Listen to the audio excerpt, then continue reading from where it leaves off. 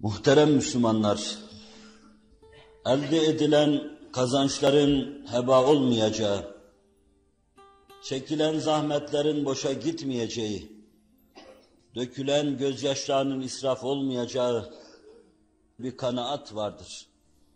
Bunu İslam getirmiş, tahkim etmiş, bunu İslam getirmiş, insanlara tebliğ etmiş, her sahi karşısında bir semere bulur, her meşakkat bir rahata mukabil gelir, her damlatılan ter, öbür alemde çeşit çeşit mükafatlarla insanları karşı karşıya getirir. Mutlaka sayenizin semeresini görmeyi düşünüyorsanız, meşakkatlerinizden sonra rahat ermeyi düşünüyorsanız, bin türlü kalaktan sonra, iç ıstırabından sonra, gönül huzuruyla yaşamak istiyorsanız, onu Allah'a imandan başlayıp ahirete imana kadar, ondan teferruatı dine kadar her şeyi kabul etmede bulacaksınız Allah'ın tevfik ve inayetiyle. İnsan çeşitli fedakarlıklara katlanır.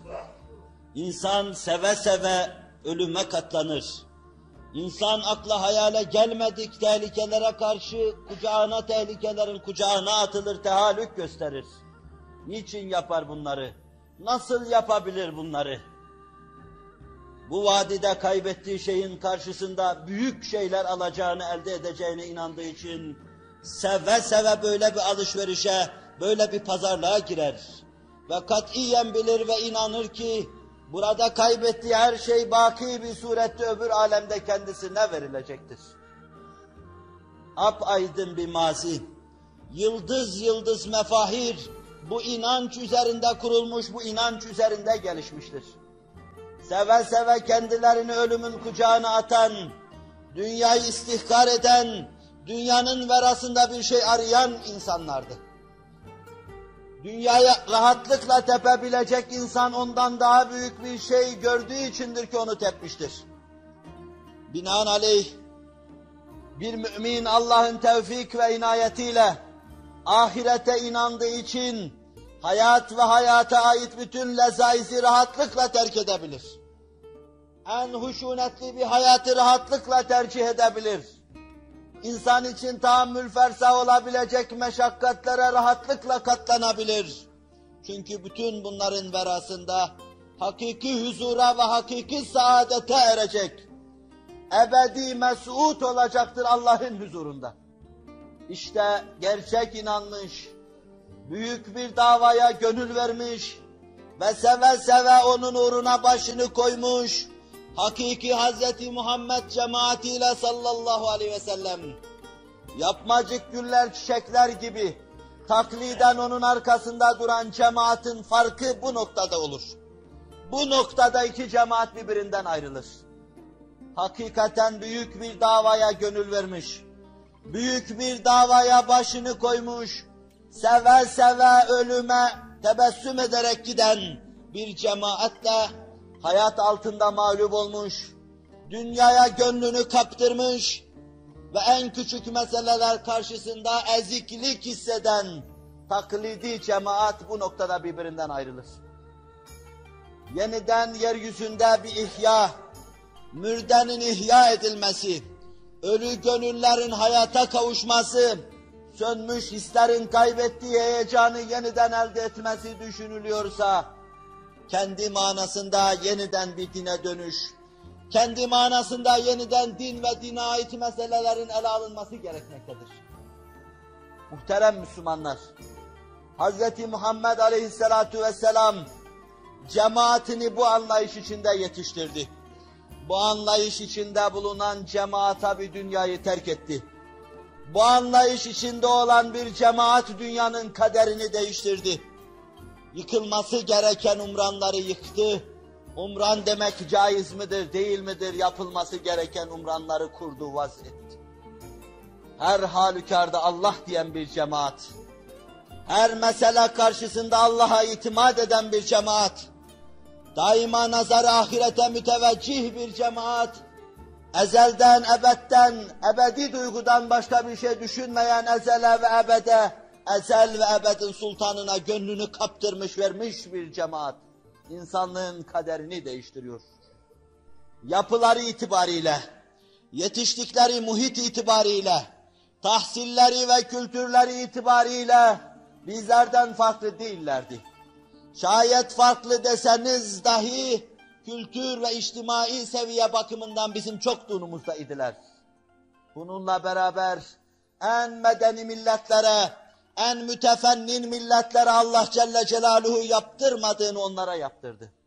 Bilal-i Habeşi'ye, Habbab bin Eret'e, Selman-ı Farisi'ye yaptırdı Allah Celle Celaluhu. Mekke vadisinin her taşına, her kumuna, her çakılına, Bethan'ın kenarına, köşesine, bütün kayalarına işlenen bir ses, bir soluk vardı. Kul huvallahu ehad, Allahus samet. Mazi silemedi bunu. Deccal'ın oraya giremeyişinde tatlı bir remiz vardır. Hadiseler silemedi bunu. Kan ve ter içinde, boğuk soluklarla Bethan'ın her vadisine işlenen bu ses, kıyamete kadar devam edecektir. Mekke metruk hale geleceği ana kadar devam edecektir. Her vadide hak davasının, büyük davanın bir mecnunu, bir gönül vermişi, Ahad, Ahad diye Allah'ın adını vadilere, Bethan'ın her köşesine işlemektedir. Sadece bunlardan ben Bilal-i Habeşi'yi size arz edeyim. Ümeyye ibn Halef'in, bu zalim, bu gaddar insanın bir köle olarak himayesinde bulunan ve Hz. Muhammed Aleyhisselatü Vesselam'ın zuhuruyla onun için yepyeni bir dünyaya kapı, pencere ve menfez açılan Bilal-i Habeşi radıyallahu anh, hayatının sonuna kadar girdiği zifaf evinde devam edip sadakattan taviz vermeyen bu Habeşli siyahi köle, sultanlara taç giydirecek kadar âli makamın sahibi Bilal-i Habeşi radıyallahu anh. Allah Resuluna sallallahu aleyhi ve sellem gönül verdiği için ayağına ip bağlanıyor, Betha'da sürükleniyordu. Ama o sözünü, sazını değiştirmiyordu. Uğradığı her yer, sürüklendiği her kum parçası, sırtına konan her taş ondan tek şey duyuyordu. Tek ses, tek nefes, Ahad, Ahad sesini duyuyordu. Ve bir gün Bedir Harbi oluyordu. Resul-i Ekrem aleyhissalatu vesselam o güne kadar kendisine karşı daima hasım vaziyetinde bulunmuş düşmanına müthiş bir darbe indireceği Bedir Harbi oluyordu.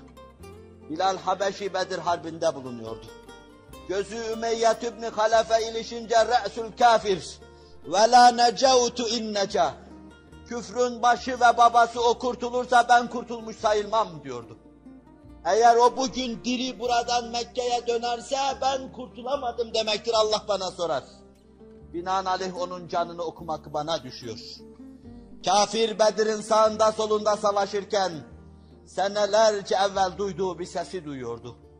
Bilal-i Habeşi karşısına dikildiği zaman şu kıvırcık saçlı insan bir hurma ağacı gibi dehşet salıvermişti Ümeyye ibn Halef'in kalbine. Bir ses duyuyordu, kulaklarını çınlatacak bir ses. Tanıdığı bir sesti.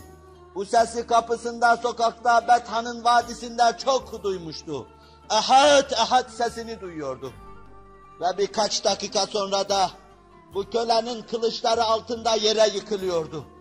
Gönlü inşiraha kavuşmuş Allah Resulü'nün huzuruna dönüyordu. Bedir'in de aslanı, kahramanı olmuş Bilal-i Habeşi Allah Resulü'nün huzuruna dönüyordu. Allah Resulü hayattayken bütün meşahide iştirak etti. Tek duygu, tek düşünce, ahireti kazanma duygusu ve düşüncesi. İyi bir hayat yaşama, mesut bir akıbet elde etme düşüncesi. Bütün meşahitte hazır bulundu. Bedir demedi, Uhud demedi, Hendek demedi, Yermuk demedi, bütün meşahitte hazır bulundu. Allah Resulü vefat ettikten sonra da Medine'de duramaz hale geldi. Medine'nin sokağı, Medine'nin evleri, binaları, Medine'nin havası onu artık sıkıyordu. Tevazuunu hiç kaybetmemişti. Kulübesini terk etmemişti. Öyle basit bir hayat yaşıyordu. Duygular o kadar sonuna kadar duru idi ki, bir gün hem kardeşini hem kendini evlendirmek üzere gittiği aileye aynen şöyle dediğini duyuyoruz. Ana Bilal, Ve hâze ahî. Ben Bilal, bu da benim kardeşimdir. Kunna abdeyn minel Habeşe. Biz Habeş'ten 2 tane köleyiz. Kız isterken bu kadar duru, bu kadar berrak duygularla istiyor. Birisinden bir hitbede bulunacak. Kunna dâleyn fakat hedânallah. Ve kunna abdeyn fakat âtekanallah. Biz dalaletteydik, ikimizi de Allah hidayete kavuşturdu. Fahırlanacak, gururlanacak ne tarafı var? Biz ikimiz de esirdik, Allah hürriyete kavuşturdu. İn tuzevvicuna felhamdülillah ve yahut da felekel hamd. Felillahil hamd. Ve in temnauna vallahu ekber. Eğer bizi evlendirir iseniz Allah'a hamd ederiz. Eğer men ederseniz, vermezseniz Allahu ekber der gideriz. Esbabını anlayamayız bunun. Hayatının sonuna kadar dupduru duygularla yaşadı. Hazreti Resul-i Ekrem sallallahu aleyhi ve sellem vefat edince dünyası değişmişti. Medine birdenbire ona bir zindan haline gelmişti. Hazreti Ebubekir'in karşısına çıktı. Ben Efendimden işitmiştim. Müminin en faziletli ibadeti cihattır buyurmuştu. Müsaade edersen ben cihada gitmek istiyorum. Eftalul a'mal el cihad fi sebilillah. Müsaade edersen ben cihada gitmek istiyorum. Uridu en urabite fi sebilillah ila en emut. Ölünceye kadar başımı bu yola koymak isterim. Men yueddinuna ya Bilal. Bize kim ezan okuyacaktır? Halife bize kim ezan okuyacak?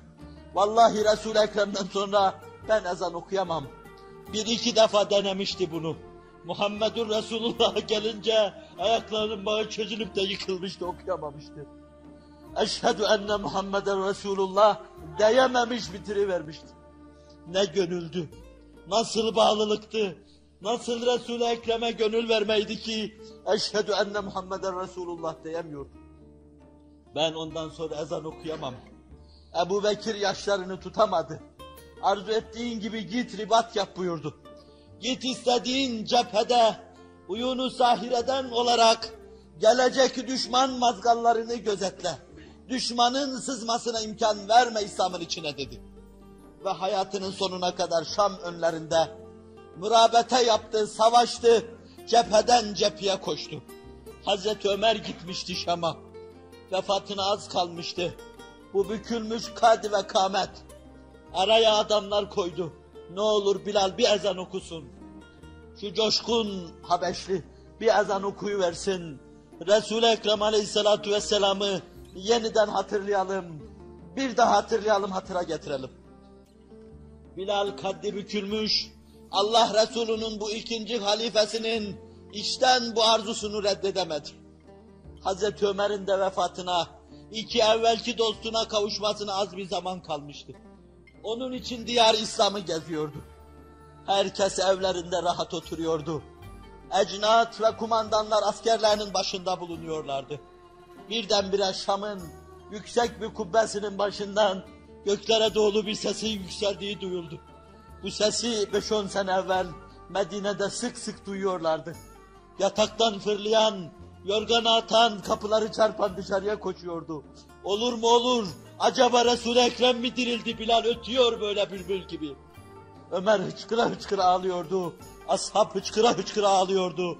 Gönüller yeniden heyecanlanmış, müminler yeniden duygulanmış, Allah'ın huzurunda olma havası içinde yeniden kendilerinden geçmişlerdi. Bilal ilk ve son o zaman bir kere daha ezan okuyuverdi. O son ezanı oldu Resul-i Ekrem'den sonra. İlk ve son ezanı oldu Allah Resulü'nden sonra. Ağlayanlar ağladılar. Gözyaşı dökenler gözyaşı döktüler. Ebubekir, Ömer, Osman cihana geldiler. Hep ağladılar, az güldüler veya gülmediler. Bir aleme, ulvi bir aleme gittiler. Sizler de arkadan, önüne geçemeyeceğiniz bir kuvvet tarafından o aleme çekilmektesiniz. Gittikleri sofranın başına ister istemez gideceksiniz. Prangalı, boynunda tasma olarak gitmemeye çalışın. Allah'ın davetine tatlılık içinde icabet edin. Döktüğünüz ter, döktüğünüz gözyaşı, duyduğunuz heyecan öbür alemde uhrevi nimetler olarak tecessüm edecek, size takdim edilecektir. Öyle bir yola girin ki sayeniz vade heva gitmesin. Bu yol Allah'ın yoludur. Bu yol Allah'a inanma yolu. Bu yol Resul-i Ekrem'in yolunda bulunma yolu. Bu yol ahirete gönlünü kaptırma yolu. Hayatını ölümün verasına göre tanzim etme yoludur. Cenab-ı Vacib-ül Vücud ve Tekaddes Hazretleri mürde gönüllerimize Bilal-i Habeşi gibi onları ihya edebilecek bir duyurucu, bir mürşit göndersin. Resul-i Ekrem'den bu yana tedricen öyle bu hale gelmiş, kasvet bağlamış, bütün kabiliyet ve melekelerini kaybetmiş, iç yapımızı yeniden ihya buyursun. Sırat-ı müstakime hidayet eylesin. Ela inne ahsenel kelam ve ebla'n nizam. Kelamullahil melikil azizil allam. Kema kâlallahu tebâreke ve teâlâ fil kelam. Ve izâ kure'el Kur'anu festemi'û leh ve ansitû leallekum turhamûn.